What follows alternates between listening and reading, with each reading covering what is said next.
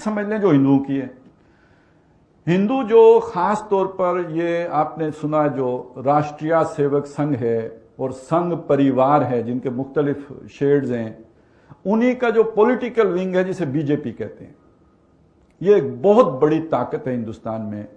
और ये ताकत, इसके जो डांडे हैं, ये उस ताकत के साथ मिलते हैं जो औरंगजेब आलमगीर के साथ बरसरे पैकार है, मरहटा ताकत।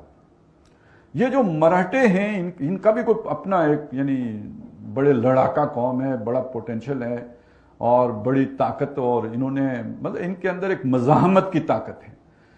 औरंगजेब जैसे बादशाह को मुसलसल जिच करके रखा, उसे मेरा ख्याल है दिल्ली रहना नसीब नहीं हुआ। ये हर वक्त कहीं ना कहीं से इनकी छेड़कारियां जारी रही। इनकी सोच ये कि ये जो हिंदुस्तान है, धरती माता, आपने सुना होगा ये जय हिंद या धरती, वो जय हिंद उसी से निकला कि ये मां की तरह है, ये धरती माता। तो ये जो धरती माता है ये देवताओं की सरजमीन है, देवमालाई सरजमीन है, देवताओं की सरजमीन है। ये खास तौर पे जो हिमालय से नीचे ये सारा इलाका है तो ये देवताओं की सरजमीन है। ये देवताओं की सरजमीन उसने दे दी है, मुंतकिल कर दी है, सपुर्द कर दिया देवताओं ने अपने मानने वालों को। मानने वाले कौन है? हिंदू। अब जो उनको मानता नहीं और यहां रहता है वो दर हकीकत पलीद है, नापाक है और उसको यहां रहने का कोई हक नहीं। ये इनकी सोच है। ये वो मजहबी सोच थी जिसने इनको मुसलसल औरंगजेब के साथ मुजामत पर मजबूर किया था। फिर औरंगजेब ने अपने तौर पर इनका काफी नाटका बंद किया, इनकी ताकत जो है वो खत्म की, तोड़ी, लेकिन बिल्कुल खत्म नहीं कर सका। दबाने में कामयाब रहा। औरंगजेब के बाद जब मुगलिया सल्तनत कमजोर हुई है, ये ताकत फिर उभरी है। और ये नबी सल्लल्लाहु अलैहि वसल्लम के दीन का ये वाला जो मामला, खास तौर पे उसका ये जस्टिस और अदल वाला मामला हिंदुस्तान में जिस शख्सियत ने सबसे भरपूर तौर पर सबसे पहले समझा है वो शाह वलीउल्लाह रहमतुल्लाह हैं। और शाह वलीउल्लाह वो शख्सियत हैं जिन्होंने मरहटा ताकत के इस उभार को भी देखा और उन्हें यह भी नजर आया कि हमारी मरकजी हुकूमत यानी मुगलिया हुकूमत इसको रोक नहीं सकेगी, मुकाबला नहीं कर सकेगी। तो उन्होंने अहमद शाह अब्दाली को खत लिखा और हिंदी मुसलमानों की मदद के लिए उनको आमादा किया। ये जो अहमद शाह अब्दाली ने हमला किया था, इसके पीछे जो जहन है, जो मास्टरमाइंड है, जो जिनकी सोच कार फरमा है, उसके पीछे वो शाह वलीउल्लाह रहमतुल्लाह है। उन्होंने उन्हें दावत दी और बहरहाल अहमद शाह अब्दाली ने आके इनकी ताकत का जोर तोड़ा है।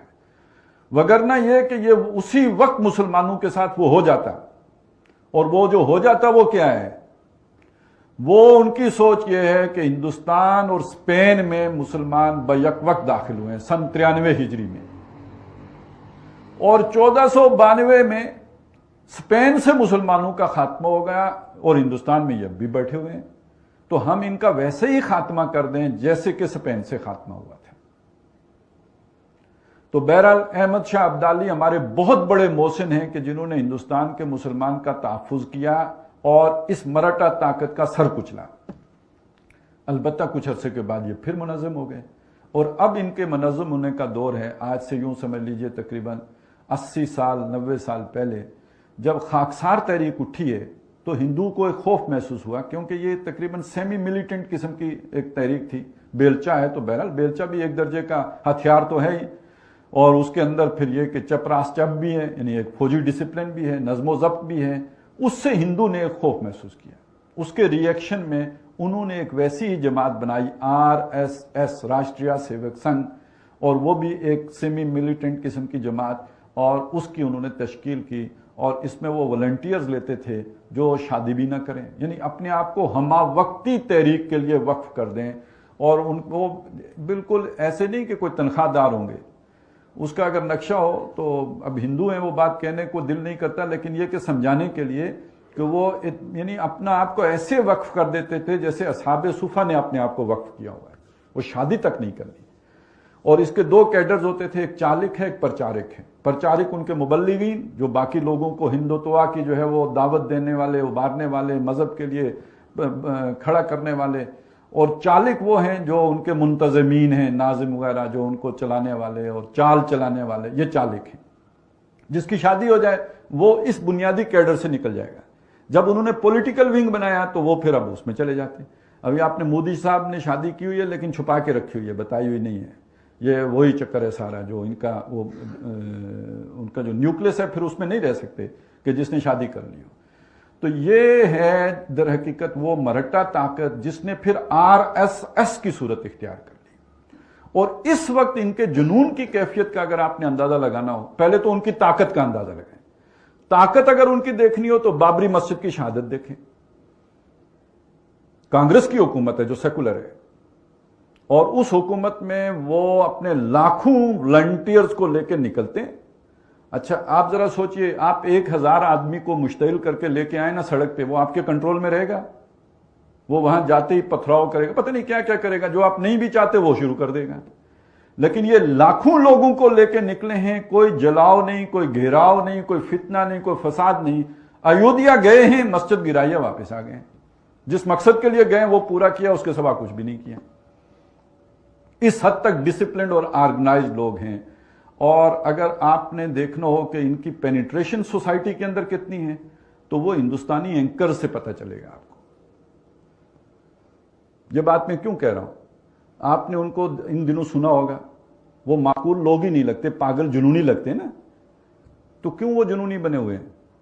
یہ جو ٹی وی اینکرز ہوتے ہیں یہ تو در حقیقت جو معاشرے کا ٹرینڈ ہوتا ہے اس کے مطابق بولتے ہیں. یہ ٹرینڈ سیٹر نہیں ہوتے, یہ معاشرے کو کسی رخ پر ڈھالنے والے نہیں ہوتے. انہوں نے دیکھنا یہ ہوتا ہے کہ معاشرے میں کیا شے پسند کی جاتی ہے, ریٹنگ تو اس سے بنے گی نا, لوگ کیا پسند کرتے ہیں. تو اگر وہ آپ کو جنونی صورت میں پاگل پن کے دورے پڑے ہوئے نظر آتے ہیں ان کے اینکر, تو در حقیقت معاشرے کی ڈیمانڈ یہ ہے, معاشرہ پاگل ہو چکا ہوا ہے. کس نے کیا ہے؟ اس راشٹریہ سیوک سنگھ نے کیا ہے. اور اسی کا مظہر یہ ہے کہ یہ الیکشن جیتا ہے, نریندر مودی الیکشن جیتا جو پوری دنیا میں بین تھا, ڈکلیئرڈ ٹیررسٹ. اس لیے کہ گجرات میں جو کچھ اس نے مسلمانوں کے ساتھ کیا, امریکہ میں تو اس کا داخلہ منع تھا. تو اس کے باوجود وہ اس کو انہوں نے الیکشن جتا دیا. اور اب ان کا ذرا تصور ذہن میں لائیں. میں نے آپ کو بتایا ان کی سوچ کیا ہے. ان کی سوچ یہ ہے کہ یہ پوری دھرتی ماتا کس کے لیے ہے؟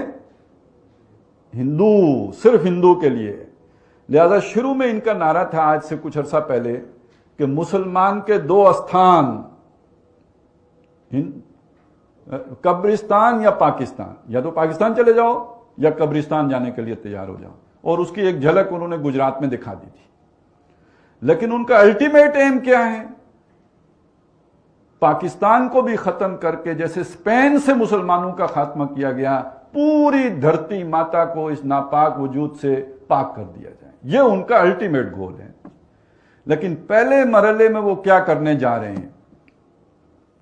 اس وقت آئین سازی میں, چونکہ ہندوستان کا آئین سیکولر آئین ہے, وہ عیسائیوں کو, مسلمانوں کو, سب کو ایکول رائٹس دیتا ہے, یعنی برابر کے شہری ہیں.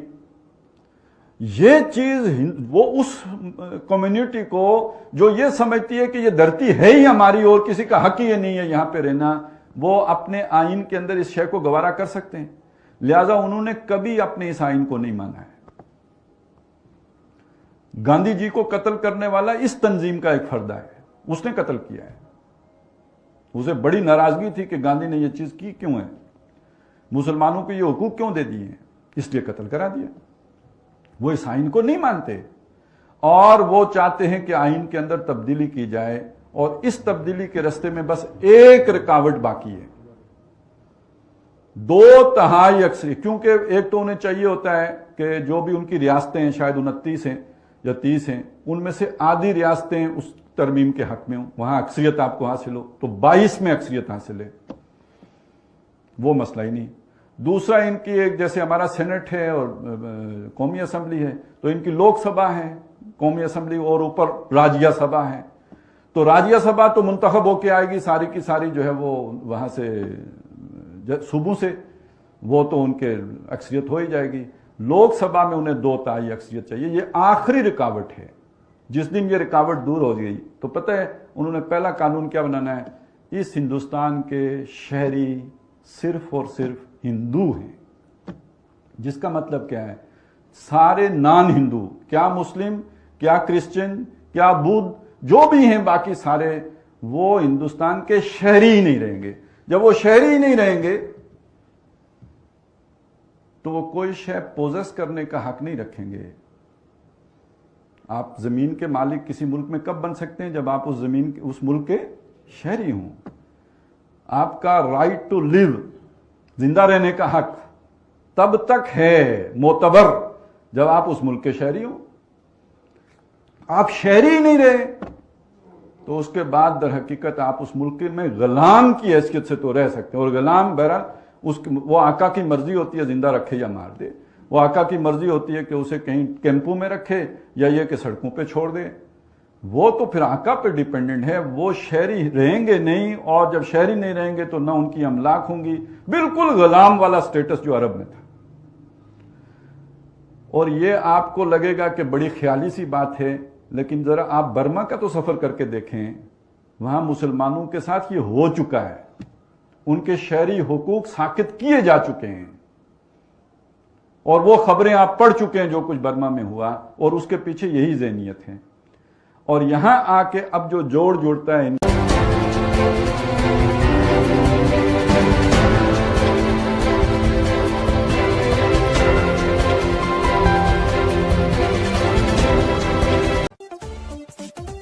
Subscribe, click on the bell.